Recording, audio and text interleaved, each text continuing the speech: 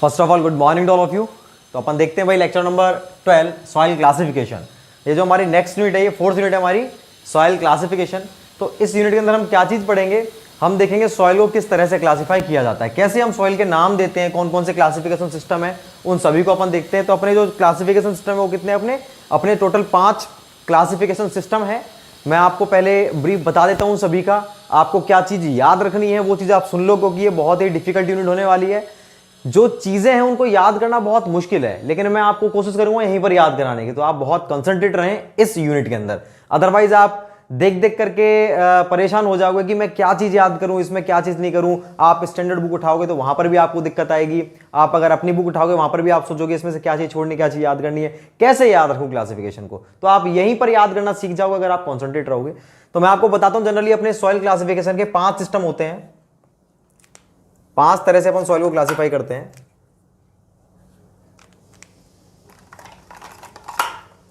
कौन कौन से हैं देखो, मैं लिख देता हूं। सॉइल क्लासिफिकेशन ये अपने 5 है भाई। सबसे पहला जो है वो है हमारा पार्टिकल साइज डिस्ट्रीब्यूशन, इसके आधार पर है।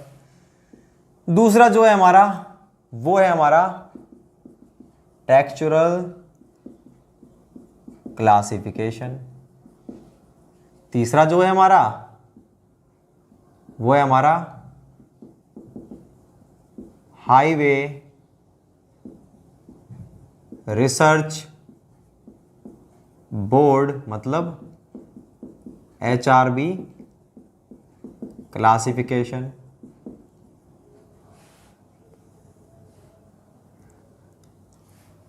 एक है हमारा यूनिफाइड सॉइल क्लासिफिकेशन सिस्टम, जिसको शॉर्ट में बोलते हैं USCS। और लास्ट है हमारा IS क्लासिफिकेशन सिस्टम। ठीक है भाई, हमारे 1 2 3 4 5 क्लासिफिकेशन सिस्टम है। ध्यान से सुन लेना। पहले पार्टिकल साइज डिस्ट्रीब्यूशन, इस क्लासिफिकेशन सिस्टम में हम क्लासिफाई करते हैं किसके आधार पर, पार्टिकल के साइज के आधार पर। कहीं पर वही 2 mm के जो हमारा 0.02 mm से कम है उसको क्ले बोल दिया है, कहीं पर 0.0002 mm से कम है उसको क्ले बोल दिया है। तो अलग अलग कंट्रीज के अकॉर्डिंग अलग अलग क्लासिफिकेशन सिस्टम बने हैं। इसमें हमारे टोटल 4 सिस्टम है अलग अलग। पहला हमारा यूएस ब्यूरो का है, जो यूएस ने माना है। तो यूएस ने माना भाई कि हम तो है ना 2 mm से कम साइज को मान रहे हो, एग्जांपल चल रहा है 2 mm से कम साइज को क्ले मान रहे हैं। जो यूएस के अलावा MIT था, MIT ने बोला नहीं भाई हम तो मानेंगे इसको 0.2 mm से कम साइज को क्ले मानेंगे। इंडियन स्टैंडर्ड ने भी वहीं से थोड़ी बहुत वैल्यूज ले ली। तो उन्होंने अपने अपने क्राइटेरिया दिए, सबने अपने अपने तरीके से पार्टिकल के साइज के आधार पर बता दिया कि अगर जिसका साइज इससे ज्यादा है वो क्ले कहलाएगी, वो हमारी फाइन सैंड कहलाएगी, वो हमारी कोर्स सैंड कहलाएगी। केवल साइज के आधार पर, साइज के अलावा इन्होंने और कोई चीजें काम में नहीं ली, इनकी और कोई इंडेक्स प्रॉपर्टी काम में नहीं ली। इंडेक्स प्रॉपर्टी मैंने आपको बताई थी कौन सी होती है, ये वो प्रॉपर्टी होती है जिनका यूज सॉइल के आइडेंटिफिकेशन और क्लासिफिकेशन में किया जाता है, जैसे लिक्विड लिमिट, प्लास्टिसिटी इंडेक्स। तो इस क्लासिफिकेशन में किसी चीज का यूज नहीं किया गया, केवल पार्टिकल के साइज का यूज किया गया, उसके आधार पर बताया गया। तो इसके 4 सिस्टम होते हैं अलग अलग, अलग अलग इसके 4 सिस्टम हैं। कौन कौन से हैं इसके 4, कौन कौन से सिस्टम भाई? पहले तो मैं इसमें लिख देता हूं किसके आधार पर करते हैं इसके अंदर। ये सिस्टम किस पर बेस्ड है? बेस्ड ऑन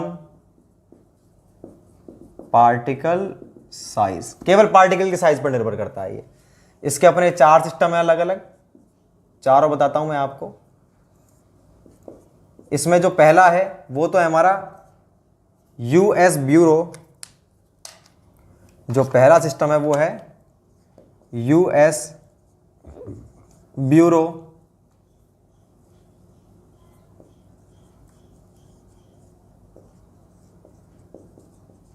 दूसरा है हमारा इंटरनेशनल सिस्टम सुनते जाना क्योंकि छोटा सा स्पेस है इसलिए मैं पूरे को थोड़ा छोटा लिख रहा हूं, सुनते जाना आप। US bureau system, international system, MIT system, और चौथा है हमारा आईएस सिस्टम, इंडियन स्टैंडर्ड। हम कौन सा पढ़ेंगे? केवल, सबके अपने अपने पार्टिकल साइज हैं, सभी को हम नहीं पढ़ेंगे, हम केवल और केवल पढ़ेंगे क्योंकि क्वेश्चन जो है इसी से पूछा जाएगा, इसके अलावा इन सभी के नहीं पूछेंगे। सबकी आप वैल्यूज याद नहीं रखनी, आप सभी का अलग अलग ध्यान रखोगे, भूल जाओगे, आपको बिल्कुल याद नहीं रखना कि यूएस ब्यूरो क्या था 0.0002 से इसको, तो सभी में फाइन सैंड को अलग अलग दे दिया, क्ले को अलग दे दिया, आप याद रखोगे तो भूल जाओगे। पहली बात तो आज तक क्वेश्चन आया ही नहीं इन तीनों के ऊपर, ना ही आएगा। अगर आ भी जाता है 1% तो कोई नहीं जानता उसका आंसर। क्यों नहीं जानता? किसी ने उसको याद नहीं किया, तो ये आपका 0 हो चुका है लेवल। बात क्लियर है कि नहीं? तो आप इसको, मैं आपको नहीं लिखवाऊंगा, ये क्यों नहीं लिखवाऊंगा? अननेसेसरी आपके माइंड में एक डेटा अलग से आएगा, वो आपको बार बार परेशान करेगा क्योंकि आप उसको याद नहीं कर पाओगे और कंफ्यूज होंगे जो अलग से क्वेश्चन बनता है इससे। तो आपने ये वाला याद किया था, ये भी कंफ्यूज हो गए इन तीनों के चक्कर में, तो मैं केवल आपको ये वाला लिखवाऊंगा। बाकी आप देख सकते हो बुक के अंदर, अपनी बुक के अंदर भी लिखा हुआ है। हाँ, एक चीज और मेरे को याद आई इससे, बहुत से स्टूडेंट कह रहे हैं सर को फोन करके कि सर बुक जो है उससे मिसमैच कर रहा है। एक्चुअली मैं आपको बता दूं, जो सब्जेक्ट है ये सॉइल मैकेनिक्स, ये मैं करवा रहा हूं, वो जो बुक में लिखवाया गया है वो सर ने लिखा है वो, ठीक है ना? तो थोड़ा सा मिसमैच इसलिए बिल्कुल होंगे, टॉपिक्स आगे पीछे होंगे, सिलेबस अपना पूरा यहाँ पर कवर हो रहा है। तो आप अपने नोट्स खुद बनाएं, आप बुक से थोड़ी बहुत हेल्प ले सकते हो कुछ डेटा को देखने के लिए इधर उधर से, बाकी आप कंप्लीट इस नोट्स को अपने आप बनाएं। बात क्लियर? बिल्कुल मिसमैच होगा, 100% मिसमैच होगा क्योंकि ये सब्जेक्ट मैं करा रहा हूं, वहां पर सर ने अपने तरीके से लिखवाया था, ठीक है ना? तो ऊपर नीचे टॉपिक्स होंगे बिल्कुल, सर ने कोई चीज पहले करा दी, कोई चीज बाद में, मैं इनको अलग तरीके से करा रहा हूं। तो भाई अपने नोट्स बनाएं इसके अलग से, सोम के और सॉइल के, दोनों आपको अलग अलग मिलेंगे। तो मैं आपको बता रहा था इन चारों में मैं केवल आपको आईएस सिस्टम बताऊंगा कि आईएस सिस्टम के अंदर किस तरह से अपन क्लासिफाई करते हैं, बाकी इन तीनों को नहीं बताऊंगा। इनसे ना तो क्वेश्चन बनता है, अननेसेसरी आप याद करोगे जो भी ठीक नहीं, इससे क्वेश्चन बनता है, इसलिए मैं इसका कर। तो हम इस वाले सिस्टम में केवल किसके आधार पर करते हैं classification? On the basis of particle size only. Textural classification में हम किसके आधार पर करते हैं? इसमें भी हम केवल पार्टिकल साइज के आधार पर, based on particle size distribution. Particle के साइज के डिस्ट्रीब्यूशन क्या क्या है, तो उसके आधार पर टेक्सचुरल का फायदा क्या होता है? टेक्सचुरल का फायदा ये, जो जहां पर हमारी कंपोजिट सॉइल होती है, कंपोजिट का मतलब उसमें सिल्ट भी है, क्ले भी है, ग्रेवल भी है, सारी चीजें हैं, ऐसी सॉइल का क्लासिफिकेशन के लिए आप किसका यूज करोगे? टेक्सचुरल क्लासिफिकेशन का यूज करेंगे। नेक्स्ट हमारा हाईवे रिसर्च बोर्ड क्लासिफिकेशन। ये क्लासिफिकेशन सिस्टम केवल और केवल जो पब्लिक रोड होते थे, हमारी सड़कों के लिए जो सॉइल यूज करते थे हम, उस सॉइल के क्लासिफिकेशन के लिए यूज किया गया था, एचआरबी क्लासिफिकेशन। इसलिए इसको PRA, public road administration classification भी बोलते हैं, ठीक है? इसके अंदर क्या क्या काम में लिया गया? इसमें हमारा एचआरबी क्लासिफिकेशन में पार्टिकल साइज तो लिया गया, based on particle size and plasticity characteristics. ये जो तीनों सिस्टम है, ये दोनों चीजों पर निर्भर करते हैं हमारे, ये तीनों ही देखो दोनों पर निर्भर करते हैं। तो तीनों का मैं लिख देता हूं, एक साथ ही लिख देते हैं अपन। ये तीनों सिस्टम किस पर आधारित है? पार्टिकल साइज पर भी आधारित है, और जो हमारी प्लास्टिसिटी होती है ना, प्लास्टिसिटी मतलब प्लास्टिसिटी इंडेक्स हुई हमारी, लिक्विड लिमिट हुई हमारी, कॉम्प्रेसिबिलिटी हुई, उन सभी चीजों पर निर्भर करते हैं। तो मैं इनको लिख देता हूं। ये वाले तीनों सिस्टम क्या, दो चीज पर निर्भर करते हैं, एक तो based on particle size and plasticity characteristics. बात क्लियर है कि नहीं? तो ये दो चीजों पर निर्भर करता है, ये दोनों केवल बेस्ड ऑन साइज डिस्ट्रीब्यूशन। इसमें चार है, जिसमें से एक बताऊंगा आपको, ये भी इंपॉर्टेंट नहीं है हमारा। इसके अंदर एक छोटी सी इंपॉर्टेंट है, जीआई क्या होता है, ग्रुप इंडेक्स, उसके बारे में लिखाऊंगा मैं आपको। बात क्लियर है? यूनिफाइड सॉइल क्लासिफिकेशन और आईएस क्लासिफिकेशन दोनों एक ही चीज है, ध्यान से सुनना इस चीज को।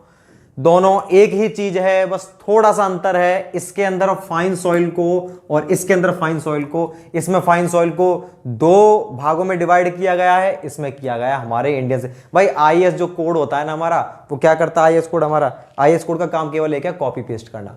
बात क्लियर है? हमारे आईएएस कोड का काम क्या है? कॉपी पेस्ट करना। आप कोई सी चीज देख लो, संविधान भी देखो आप, इधर उधर से सारी चीजों को पॉइंट को बना करके लेकर के हमारा इंडिया का संविधान बना दिया। ऐसे ही क्या है हमारा आईएएस क्लासिफिकेशन। तो आईएएस क्लासिफिकेशन ने इसको थोड़ा बहुत ऊपर नीचे कर देते हैं, बस वो आईएएस का करता थोड़ा बहुत ऊपर नीचे कर दिया और खुद का बना दिया, बस नाम खुद का दे दिया, एज इट इज ले लिया, तब तो आईएएस कहलाएगा नहीं इंडियन स्टैंडर्ड। इसलिए देखो यूनिफाइड सॉइल क्लासिफिकेशन सिस्टम पहले आया था, सबसे पहले ये आया था, इन चारों के अंदर पहले ये आया था, फिर ये आया। तो यूनिफाइड सॉइल क्लासिफिकेशन सिस्टम हमारे इंडियन स्टैंडर्ड क्लासिफिकेशन सिस्टम से पहले आ चुका था। बात क्लियर है कि नहीं? ये वाला सिस्टम, इसके अंदर फाइन सॉइल को दो कैटेगरी में डिवाइड किया गया था। एक तो वो सॉइल जिनकी लिक्विड लिमिट, ठीक है, 50% से ज्यादा है, एक वो सॉइल जिनकी लिक्विड लिमिट 50% से कम है। बता देता हूं अभी थोड़ा सा, बाकी पूरा डिटेल में मैं आपको लिख पाऊंगा। जिनकी कम है उसको लो कंप्रेसिबल या लो प्लास्टिक सॉइल बोला गया, जिनकी ज्यादा है उनको हाई कंप्रेसिबल या हाई प्लास्टिक बोला गया। बस इंडिया ने क्या कर दिया, लो और हाई के बीच में एक मीडियम और घुसा दिया, इंटरमीडिएट। क्या कर दिया इंडिया ने? 3 क्लासिफिकेशन कर दिए इसके। बाकी सारी चीज दोनों की सेम है, लेकिन मैं आपको कौन सा सिस्टम कराऊंगा? जब सेम है तो मैं आपको डबल डबल नहीं कराऊंगा, मैं केवल आपको आईएएस क्लासिफिकेशन सिस्टम कराऊंगा। अपनी बुक के अंदर देखो यूनिफाइड है, और यूनिफाइड के बाद में आईएएस के लिए केवल 2 लाइन लिख दी है। मैं आपको आईएएस के लिए, आप बुक देख सकते हो अपनी वाली, मैं आपको आईएएस के लिए बताऊंगा, दोनों एक ही चीज है, अलग नहीं है। मैं आपको आईएएस के बारे में लिखवाऊंगा कंप्लीट, और फिर उसके बाद में यूनिफाइड में 2 लाइन लिखवा दूंगा। क्योंकि भाई अपने लिए तो कौन सा इंपॉर्टेंट है? आईएएस क्लासिफिकेशन सिस्टम इंपॉर्टेंट है, इसलिए ताकि आप जब एग्जाम हॉल में जाओ तो आपके माइंड में ये नहीं आए कि सर ने तो यूनिफाइड के बारे में लिखवा दिया और ये तो आईएएस के बारे में पूछ रहे, दोनों एक ही चीज है, बस थोड़ा सा अंतर है। तो जो अंतर है ना, वो अंतर मैं इसमें लिखवा दूंगा आपको कि ये सिस्टम तो मैं आपको पहले देखो ये कराऊंगा, फिर ये कराऊंगा, फिर ये कराऊंगा, फिर मैं आपको ये कराऊंगा। ध्यान रहे क्यों मैं ऐसा सीक्वेंस कर रहा हूं। मैं ये कराऊंगा आपको, उसके बाद में फिर मैं ये लिखवा करके इसमें 2 लाइन चेंज कर दूंगा। जबकि पहले कौन सा पढ़ाना चाहिए मेरे को? यही पढ़ाना चाहिए। लेकिन जब ये दोनों चीज सेम है, मैं उसको क्यों करा रहा हूं? क्वेश्चन आपसे आईएएस क्लासिफिकेशन से पूछा जाएगा, और उसके अंदर अगर 2 लाइन लिखवा दूंगा तो आप सोचोगे सर आईएएस क्लासिफिकेशन के बारे में तो सर ने बताया नहीं था, वो तो यूनिफाइड था, दोनों अलग अलग है, इसलिए। तो बात क्लियर है? हम क्या क्या पढ़ेंगे? तो फर्स्ट ऑफ ऑल अपन पढ़ते हैं पार्टिकल साइज डिस्ट्रीब्यूशन के आधार पर, उसमें केवल हम ये वाला पढ़ेंगे, फिर टेक्सचुरल, फिर हाईवे, फिर आईएएस क्लासिफिकेशन, फिर यूनिफाइड। यूनिफाइड में 2 लाइन लिख देंगे। तो इन सभी चीजों को अपन देखते हैं। पहले आप ये चार्ट बना दो, मैं इसे मिटाता हूं, आप ये फ्लो चार्ट बनाओ, वही कंप्लीट। ये एमआईटी लिख रहा है, एमआईटी मैसाचुसेट्स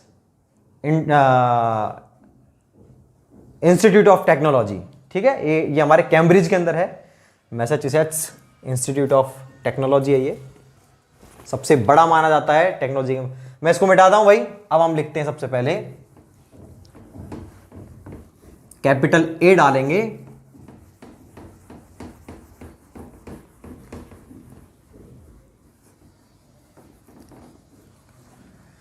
और इस वाले को इंडियन वाले को, यही इसके अंदर इंपॉर्टेंट है। आप बुक चाहे 10 बार देख लेना, अपनी स्टैंडर्ड किताबें, आपको समझ में नहीं आएगा।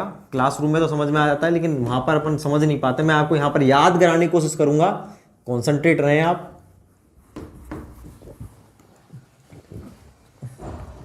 तो सबसे पहला अपन लिखते हैं इसके अंदर,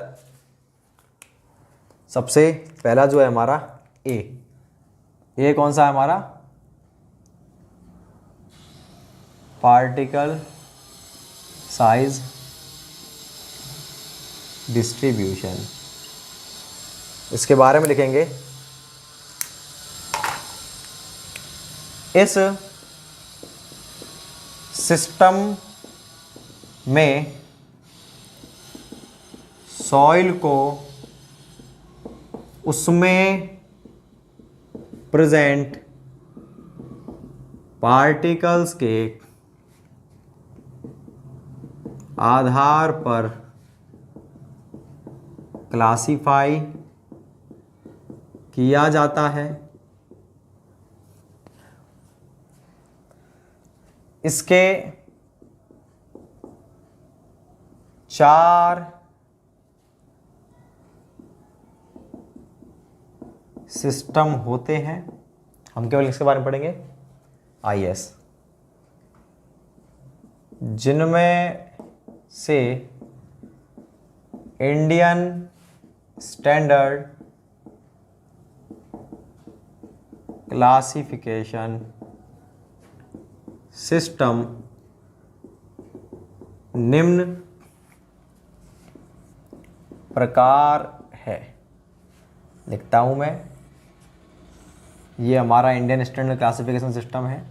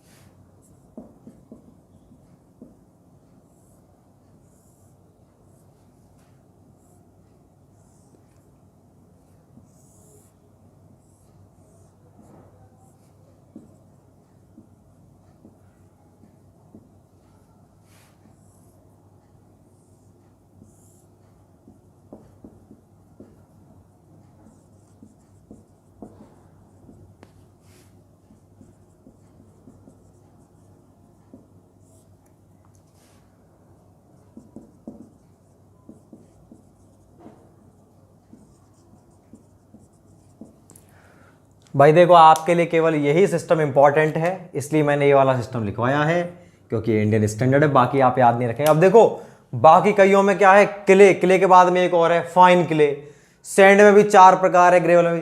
तो वो आप क्या है, याद रखने में बहुत ही ज़्यादा असुविधा होगी आपको, इसलिए मैंने वो लिखवाए भी नहीं है। और दूसरी बात, वो हमारे काम के भी नहीं है। बात क्लियर है क्या? नहीं, उनसे क्वेश्चन आज तक ही नहीं बना, बड़े एग्जाम से भी नहीं बना, तो आपके में तो बनने के चांसेस है ही नहीं।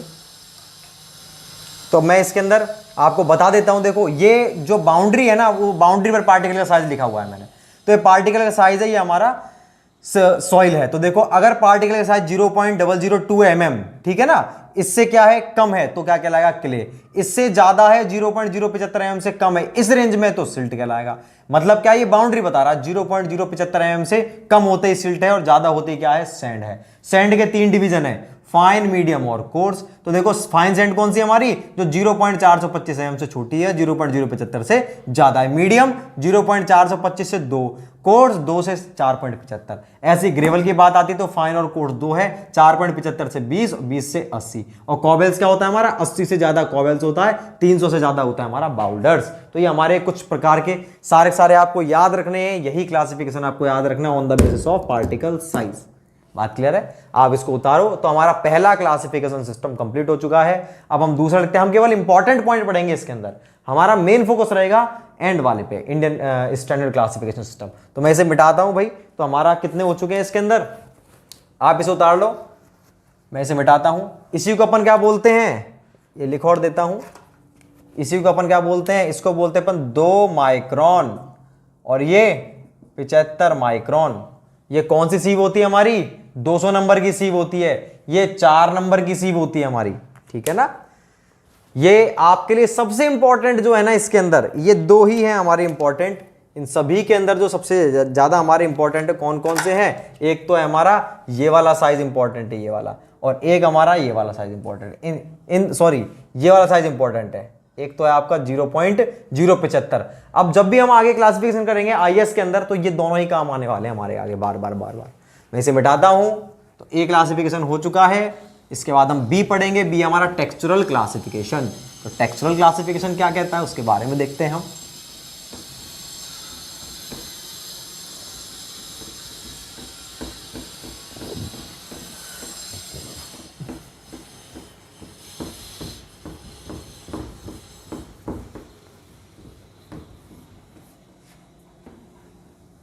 तो हम बी लिखते हैं। बी है हमारा टेक्सचुरल क्लासिफिकेशन। ये क्या है? इस क्लासिफिकेशन सिस्टम में क्या होता है, इस तरह से हमारा एक टेक्सचुरल चार्ट होता है। उस चार्ट के अंदर हम पूरे पूरे को डिवाइड करते हैं, इस तरह से ऐसे डिवाइडेड रहता है वो चार्ट पूरा पूरा, अलग अलग सॉइल की कंपोजिशन के आधार पर। ठीक है, ये भाई 2 से ज्यादा, 3 से पर, ऐसे अलग अलग कंपोजिशन। तो जो हमारी कंपोजिट सॉइल होती है, कंपोजिट सॉइल कौन सी होती है हमारी? कंपोजिट सॉइल हमारी वो सॉइल होती है जिसमें एक से अधिक प्रकार के पार्टिकल्स मौजूद हैं। सिल्ट भी है, क्ले भी है, सैंड भी है, तो वो हमारी कंपोजिट सॉइल होती है। तो कंपोजिट सॉइल के क्लासिफिकेशन में ये वाला सिस्टम बहुत कामयाब होता है। और इसमें भी ना हमारे जो पार्टिकल साइज के डिस्ट्रीब्यूशन का ही यूज किया जाता है। मतलब इसमें भी जो हमारी प्लास्टिसिटी कैरेक्टरिस्टिक है, मतलब हमारा लिक्विड लिमिट या फिर बोला जाए हमारी प्लास्टिसिटी इंडेक्स जो होता है आईपी, उनका यूज नहीं करते, इनका यूज नहीं करते। और जो हमारी एक तरह से बोला जाए, एक तो हमारी कोर्स सॉइल होती है, एक फाइन सॉइल। फाइन में कौन सी होती है हमारी? क्ले हुआ, सिल्ट हुआ। बात क्लियर है क्या नहीं?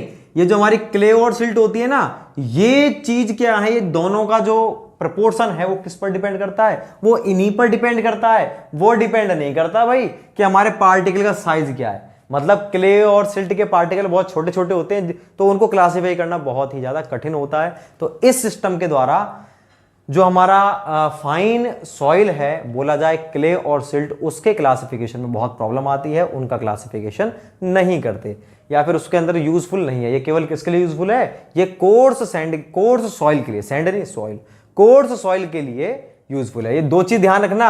मैं बोल रहा हूं आपको, देखो कोर्स सॉइल बोल रहा हूं, एक बोल रहा हूं मैं आपको फाइन सॉइल बोल रहा हूं बार बार। तो कोर्स सॉइल का मतलब है मोटे दाने, मतलब 75 से ऊपर वाले, सॉरी 75 से ज्यादा वाले कौन कौन से हो गए हमारे? एक तो सैंड हो गई और ग्रेवल। फाइन सॉइल कौन सी हो गई? सॉइल की बात कर रहे हैं, फाइन सॉइल होगी हमारी कौन सी? क्ले और सिल्ट।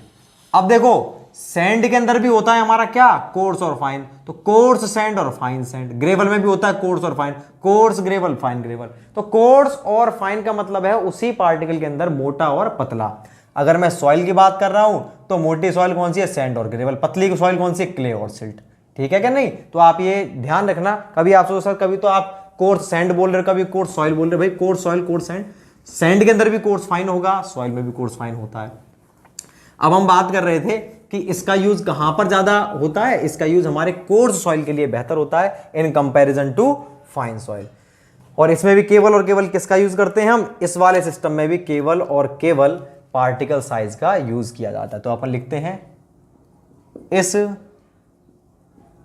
सिस्टम में भी केवल पार्टिकल साइज डिस्ट्रीब्यूशन का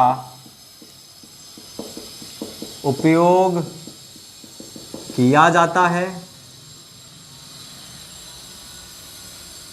यह system composite soil, composite soil कौन सी होगी? जिसमें सभी प्रकार के पार्टिकल्स मौजूद हों। कंपोजिट सॉइल के क्लासिफिकेशन में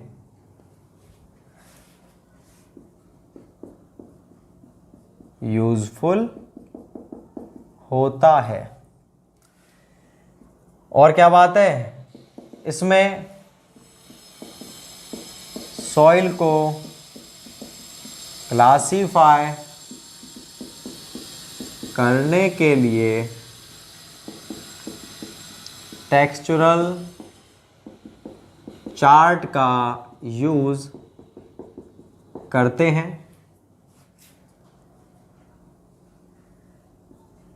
जिसमें सॉइल की प्लास्टिसिटी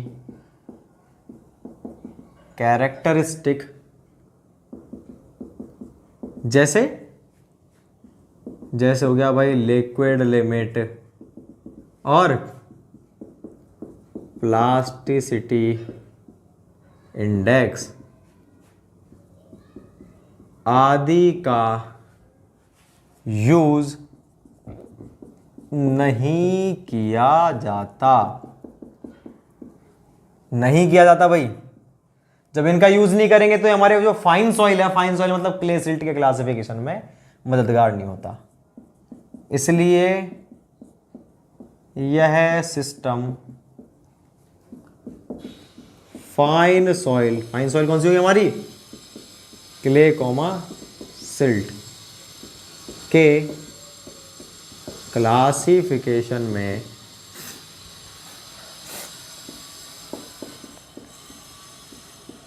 यूजफुल नहीं होता है। नहीं होता यूजफुल। केवल किसके क्लासिफिकेशन में यूजफुल होता है? हमारे कोर्स सॉइल के। तो कोर्स सॉइल कौन सी होती है हमारी? सैंड और ग्रेवल। तो ये कुछ बातें थी हमारे टेक्सचुरल क्लासिफिकेशन की। टेक्सचुरल चार्ट आपसे पूछे कैसा होता है तो वो लिख देता हूं मैं। टेक्सचुरल चार्ट ट्रायंगुलर शेप का होता है। उतारो आप इसे, मैं इसे मिटाता हूं, फिर हम सी लिखते हैं इसके बाद में। सी कौन सा है हमारा? HRB, highway road research board classification. तो मैं इसको लिखता हूं, नेक्स्ट लिखता हूं मैं। सी है हमारा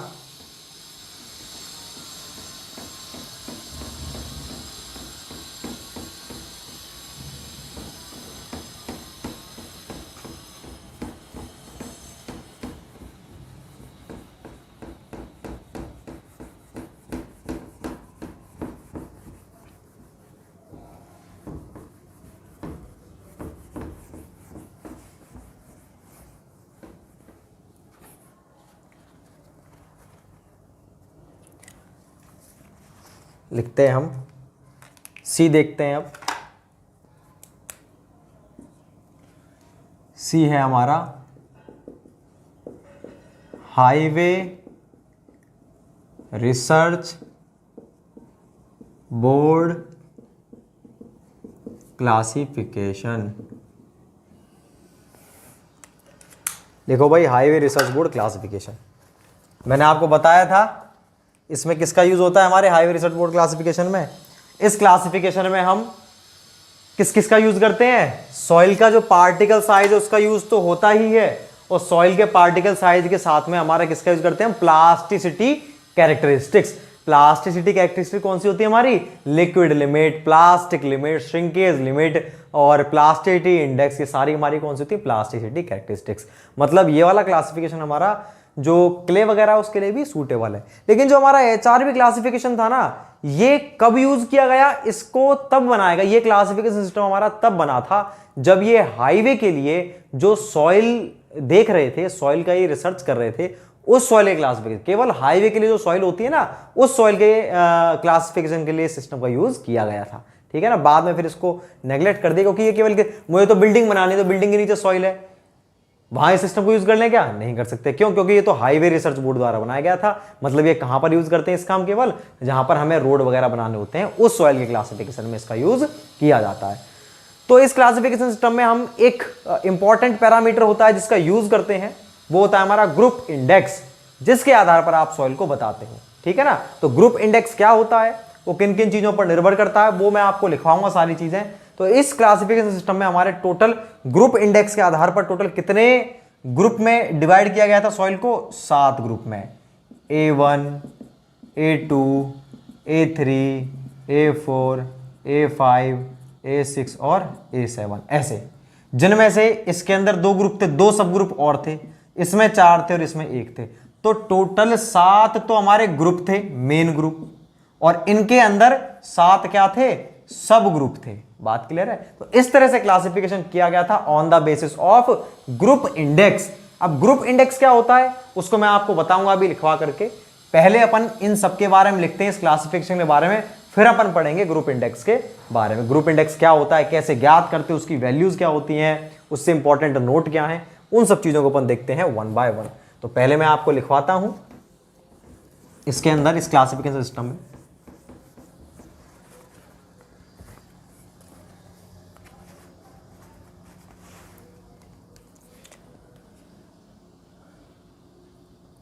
इस सिस्टम में सॉइल क्लासिफिकेशन के लिए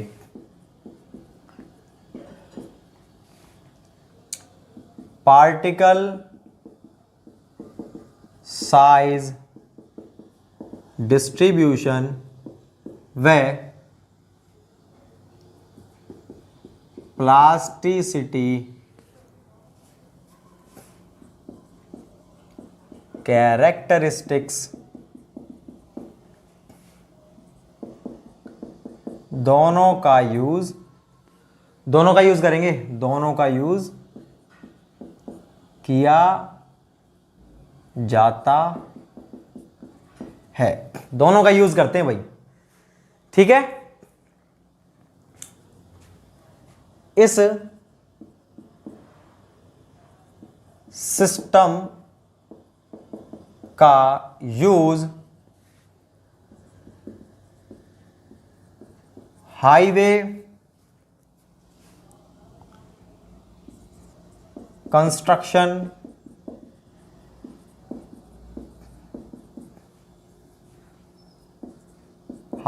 कंस्ट्रक्शन में प्रयुक्त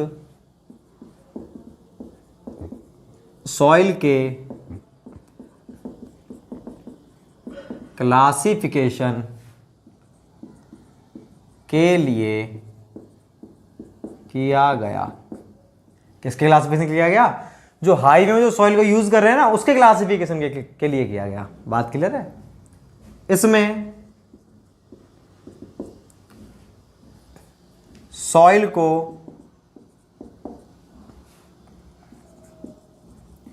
ग्रुप इंडेक्स के आधार पर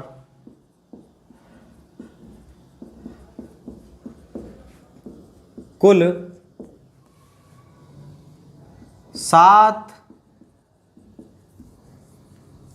आधार पर A1 से A7 तक कुल 7 ग्रुप्स में, कुल 7 ग्रुप्स में डिवाइड किया गया। ठीक है, जिनमें 7 सब ग्रुप और ऐड किए गए। इन 7 के अंदर और 7 सब ग्रुप ऐड किए गए। अब देखो भाई, इसमें सबसे इंपॉर्टेंट पैरामीटर क्या था? ग्रुप इंडेक्स, जिसके बारे में इतनी देर से बात कर रहा हूं। तो अपन इसी में लिखते हैं, कंटिन्यू। इस सिस्टम में क्लासिफिकेशन के लिए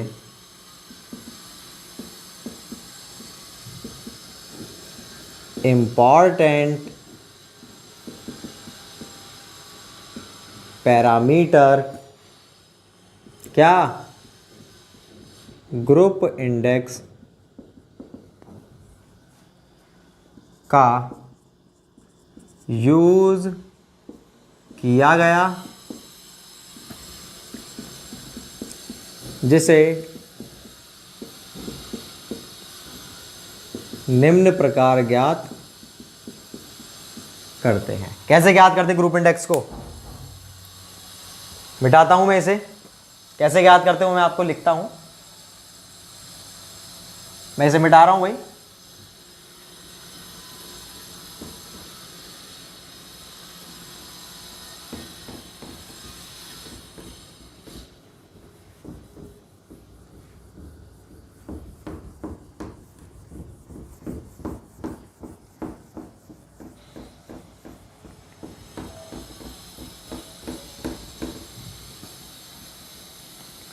अब हम लिखेंगे ग्रुप इंडेक्स के बारे में।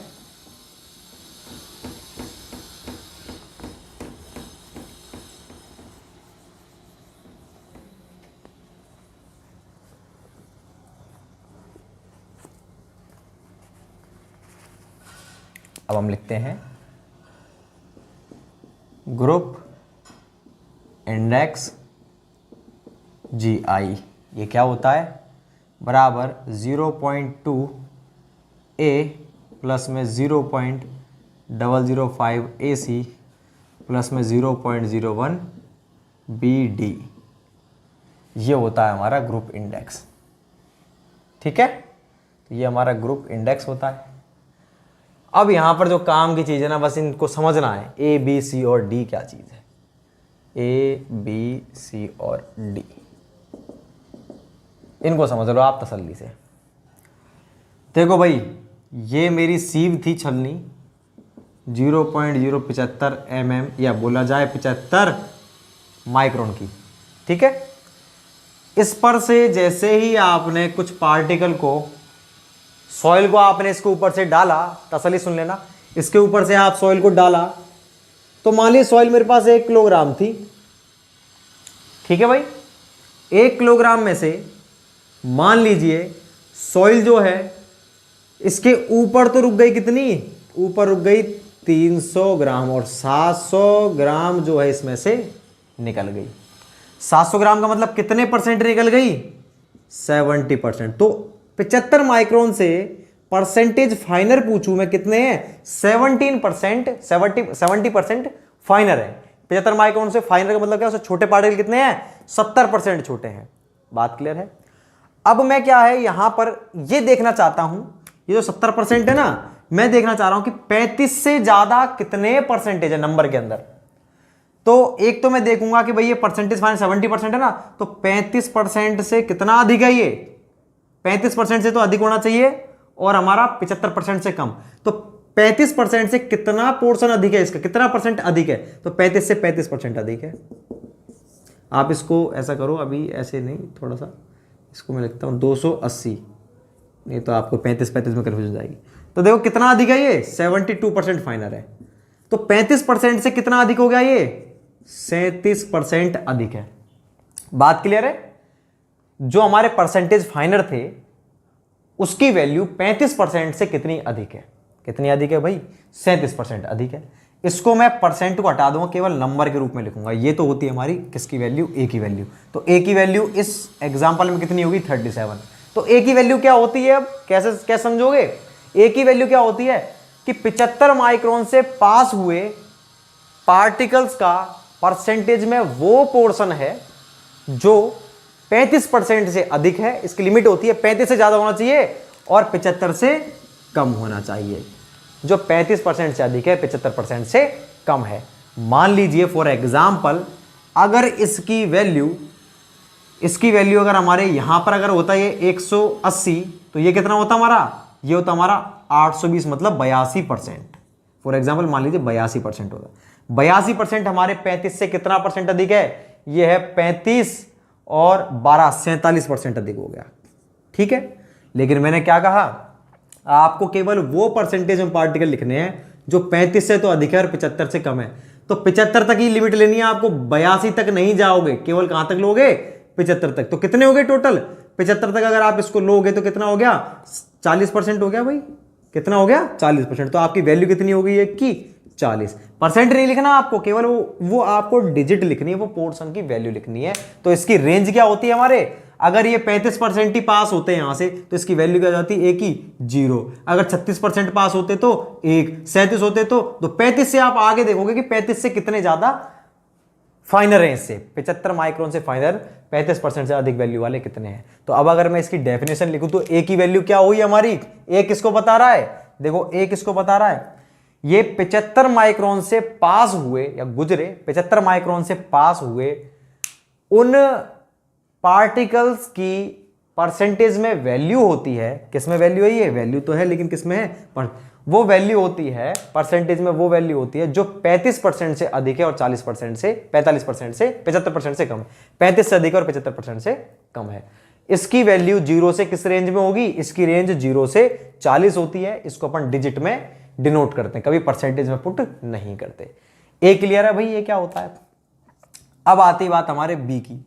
बी क्या होता है, जैसे ए था ना, ए में हमने फिक्स कर दिया इससे पास हुए 35 से ज्यादा 75 से कम, ए में उसने फिक्स कर दिया 15 से ज्यादा और 55 से कम।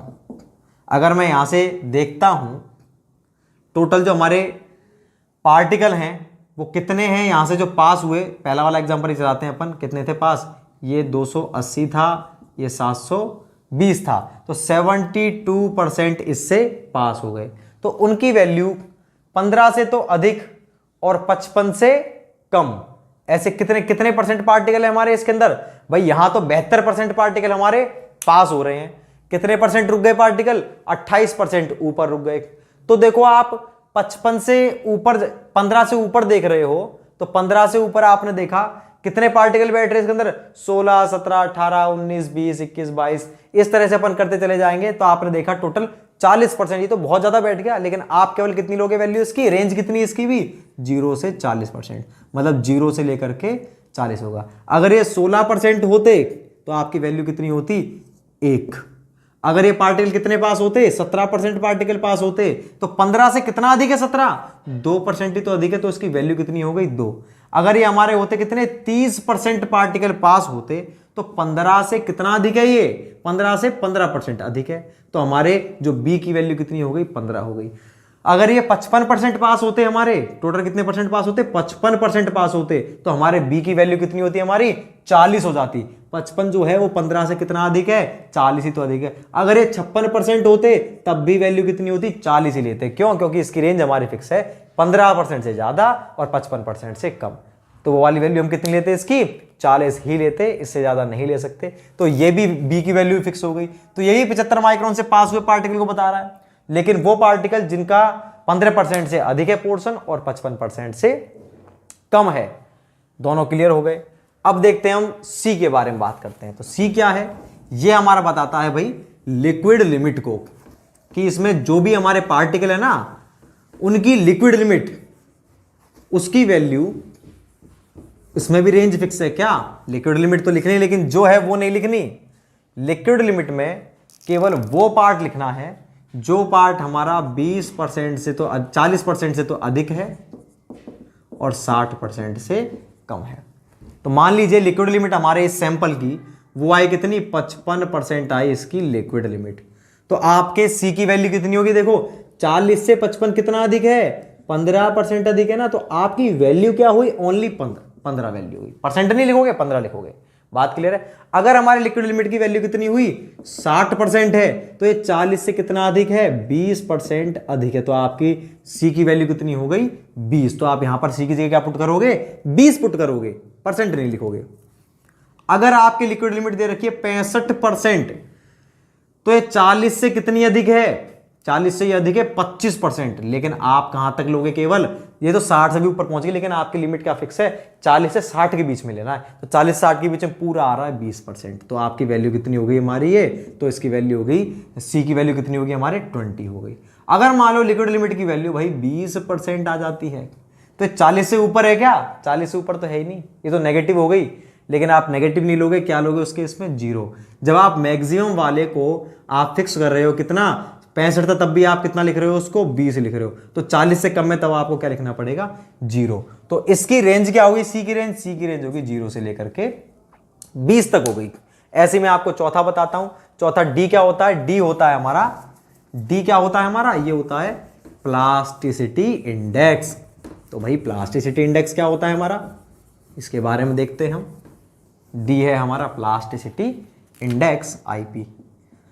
तो डी हमारा बता रहा है प्लास्टिसिटी इंडेक्स के उस पोर्शन को बता रहा है जिसकी वैल्यू 10% से अधिक है और 30% से कम है। मान लीजिए किसी सॉइल के लिए हमारा प्लास्टिसिटी इंडेक्स कितना आ रहा है, 20%। यह केवल किस पोर्शन को बता रहा है, जिसकी वैल्यू 10 से अधिक है और 30 से कम है। तो 10 से अधिक कितना आई है, 10% अधिक है। तो यहां पर डी की वैल्यू कितनी हो गई, 10। क्लियर है बात। मान लीजिए अगर ये 30% होता तो डी की वैल्यू कितनी होगी, 10 से कितना अधिक है, ये 20 अधिक है। अगर ये 40% होता तो कितनी होगी वैल्यू, आपको मालूम है आप 30 से ऊपर नहीं जा सकते, केवल वो पोर्शन लेना है जो 10 से ज्यादा है, 30 से कम है। तो कितना पोर्शन आया उसके अंदर, केवल 20। तो इसकी वैल्यू भी क्या होगी हमारी, 0 से लेकर के 20 तक हो चुकी है। इसकी वैल्यू भी हमारी क्या हुई है, 0 से लेकर के 20 तक हुई है। तो हम इन सभी चीज़ों को अब 1 बाय 1 लिखेंगे कि ये क्या होता है। तो थोड़ा समझना इसको डिफिकल्ट था, लेकिन बिल्कुल ईजी है, इतना कुछ नहीं है। अब मैं इनके बारे में लिखता हूं, आप इनको तसल्ली समझेंगे क्या है ये। एक इसको बता रहा है, यह 75 माइक्रोन सीव से पास हुई सॉइल के उस पोर्शन को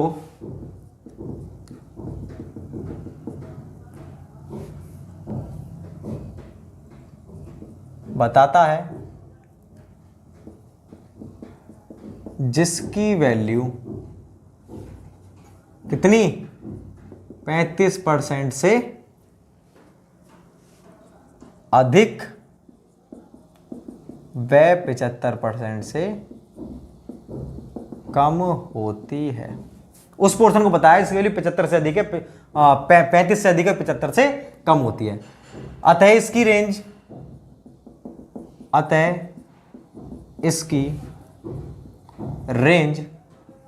0 से 40 होती है। परसेंटेज लिखेंगे 0 से 40। 35 से 75 देख लो आप, 0 से 40 हो गया। और ये क्या बताता है, यह 75 माइक्रोन सीव से पास हुई सॉइल के उस पोर्शन को बताता है जिसकी वैल्यू कितने से, 15% से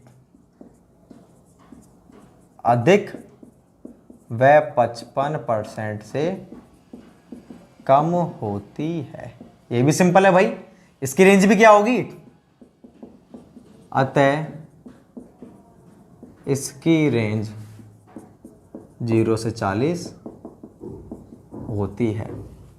क्लियर। तो ये केवल परसेंटेज बता रहा है कि इस परसेंट में कौन सी रेंज में आ रहा है, इसमें कौन सी में आ रहा है। सी देखते हैं हम। सी क्या होता है हमारा, ये लिक्विड लिमिट, यह है लिक्विड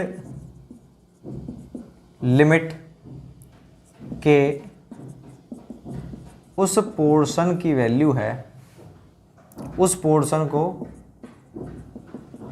बताता है जो 40% से अधिक व 60% से कम है।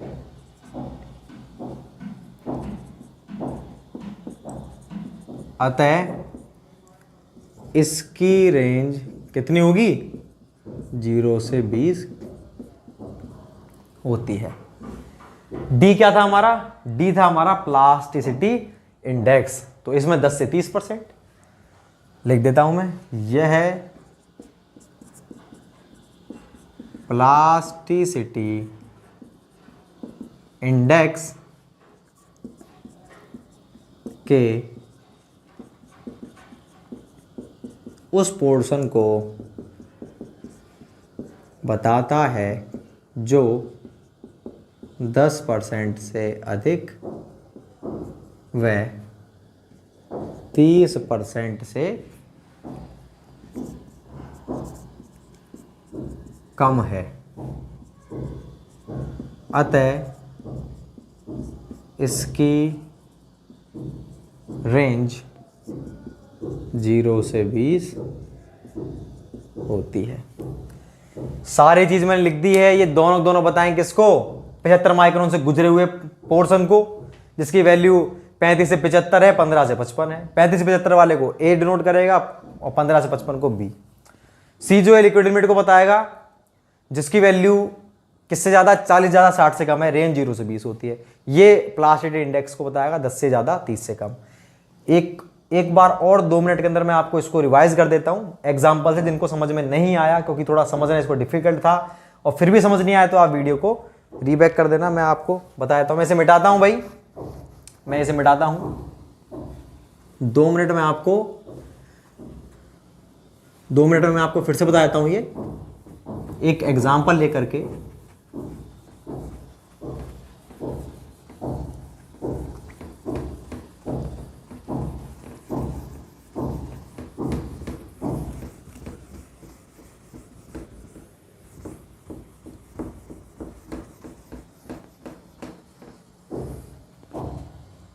चलो एक क्वेश्चन ही कर लेते हैं अपन, क्वेश्चन ही कर लेते हैं। Calculate value of A B C D in group index of a soil having percentage finer of 75 micron is 60%, 60 रहने दो, 50% and liquid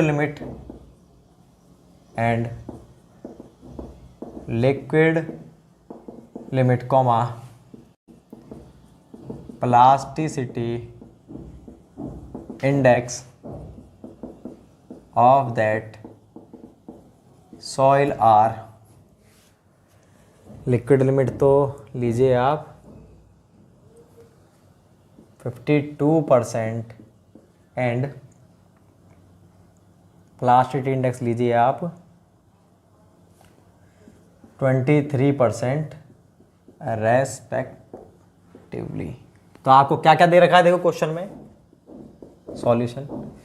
percentage फाइनर of 75 micron, कितने दे रखे हैं भाई? 75 माइक्रोन से छोटे कितने पार्टिकल हैं? 50% है, ठीक है भाई। लिक्विड लिमिट कितनी दे रखी है भाई? ये दे रखी है 52%। प्लास्टिसिटी इंडेक्स कितना दे रखा है भाई? 23%। क्या पूछ रहा है? ए बी सी और डी पूछ रहा है। हम जानते हैं ए क्या होता है? ए हमारा वो पोर्शन होता है 75 परसेंटेज फाइनल का जिसकी वैल्यू किससे ज़्यादा है? 35 से ज़्यादा, 75 से कम। तो आपको दे रखी है 50 दे रखी है, ठीक है ना, 50 दे रखी है। तो 50 जो वैल्यू हमारी 35 से ज़्यादा कितना है? ये हमारा जितना दे रखा है 50 माइनस 35 कर देते हैं। 35 से कितना ज़्यादा? 15% ज़्यादा है। तो इसकी वैल्यू कितनी होगी हमारी? 15 होगी। ए की वैल्यू कितनी होगी भाई? 35 से देखना है 35 से कितना ज़्यादा है ये? 35 से कितना ज़्यादा है? केवल 15 ही तो ज़्यादा है। ये कैसे निकालोगे? जितना दे रखा उसमें से 35 घटा दो आप, आ गया ये। बी निकालना है मेरे को। बी की वैल्यू क्या होती है हमारे? 15 से ज़्यादा और 55 से कम। तो आप क्या घटाओगे इस 50 में से? इस बार 15 घटाऊंगा मैं, क्योंकि इसकी 15 से ज़्यादा 50, 15 से कितना ज़्यादा है? 50, 15 से कितना अधिक है? कैसे निकालूंगा? 50 में से घटा दो ना 15, 35 अधिक है। तो बी की वैल्यू हो गई 35। सी की वैल्यू क्या होती थी मेरी? लिक्विड लिमिट की वैल्यू होती थी जो 40 से ज़्यादा और 60 से कम। तो 40 से कितना अधिक है? कितने नंबर अधिक है 40 से? देखो 52 है ये, तो 52 माइनस 40, तो कितना अधिक है ये? 12 अधिक है, 12 इसकी वैल्यू हो गई। ऐसे मेरा डी होता था प्लास्टिसिटी इंडेक्स जो 10 से अधिक, तो 23 में से क्या घटाऊंगा? 10। 23 जो है 10 से कितना अधिक है? 13 ही तो अधिक है। ऐसे दिन तो हमारी ए बी सी डी चारों आ चुकी है। तो आप कैसे निकालोगे? जो लोअर लिमिट है वो घटा दो। आपका जो परसेंटेज दे रखा है उसमें से लोअर लिमिट क्या आती? 35 से 75 लोअर घटा दो, 15 से 55 लोअर घटा दो 15, और 40 से 60 लोअर 40 घटा दी, 10 से लोअर घटा दी। लेकिन आपको मैक्सिमम वैल्यू कितनी रखनी है? या अगर इनकी वैल्यू जो हमारी, इनमें इसकी वैल्यू अगर 40 से ज़्यादा आती तो आप 40 लिखते, इसकी वैल्यू अगर हमारी 40 ज़्यादा आती तब भी 40 लिखते, अगर इसकी वैल्यू हमारी 20 से ज़्यादा आती तो हम 20 ही लिखते, इसकी वैल्यू अगर हमारी 20 से ज़्यादा आती तो भी हम 20 लिखते। अगर इनमें से किसी की वैल्यू नेगेटिव आती, मतलब 0 से कम आती, तो वैल्यू क्या लिखते हैं आप? 0 लिखते हैं। वो हम नोट में लिखेंगे, उस चीज़ को हम नोट में लिखते हैं। मैं इसे मिटाता हूं।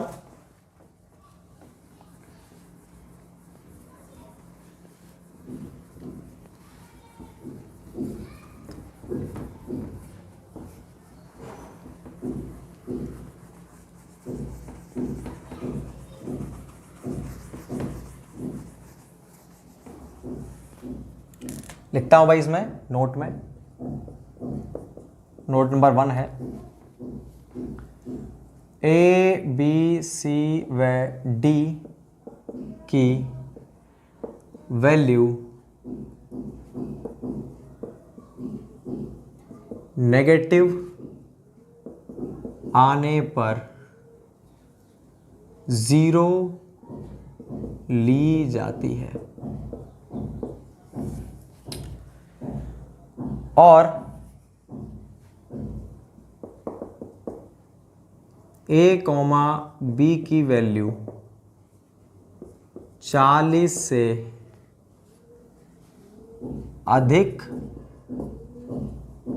आने पर 40 लेंगे। वह सी कॉमा डी की वैल्यू किससे 20 से अधिक आने पर 20 लेंगे।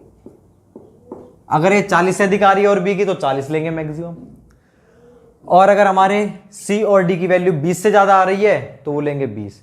चारों की वैल्यू 0 से कम आ रही है मतलब नेगेटिव आ रही है तो 0 लेंगे हम। दूसरी बात, ग्रुप इंडेक्स की वैल्यू सॉइल के आधार पर, जो हमारा ग्रुप इंडेक्स के आधार पर सॉइल कैसी होती है लिख देता हूं मैं। ग्रुप इंडेक्स की वैल्यू बढ़ने के साथ साथ सॉइल की क्वालिटी घटती है। ठीक, कैसे घटती है देख लो आप। ये हमारा ग्रुप इंडेक्स है, ये सॉइल है। 0 से 1 होती है तो होती है हमारी सॉइल कैसी है, अच्छी है, गुड सॉइल। 2 से 4 होती है तो फेयर, ठीक ठाक है। 5 से 9 है तो पुअर, और 10 से 20 है तो वेरी पुअर। यहां से अपन लिख देते हैं नोट नंबर 3, ग्रुप इंडेक्स की वैल्यू 0 से 20 होती है, दिख रहा है आपको। मिनिमम 0 और मैक्सिमम 20 होती है। जैसे जैसे बढ़ेगा सॉइल की क्वालिटी घटती जाती है। तो ये सारी बातें थी हमारे तीनों की तीनों क्लासिफिकेशन ए, बी और सी हो चुके हैं। अब डी और ई देखेंगे हम। डी और ई जो क्लासिफिकेशन हमारे दोनों सेम है, थोड़ा सा अंतर है, फाइन ग्रेन सॉइल का अंतर है। यूनिफाइड वाले में फाइन ग्रेन को 2 डिवीजन थे, इंडियन वाले में 3 डिवीजन है। मैं आपको इंडियन करवाऊंगा और यूनिफाइड वाले में केवल 2 लाइन लिख दूंगा कि इसमें फाइन ग्रेन सॉइल के 2 डिवीजन थे, 3 नहीं थे। एक तो लो कॉम्प्रेसिबल और एक हाई कॉम्प्रेसिबल, वो मैं आपको पढ़ाऊंगा नेक्स्ट लेक्चर में। ठीक है भाई, थैंक यू सो मच।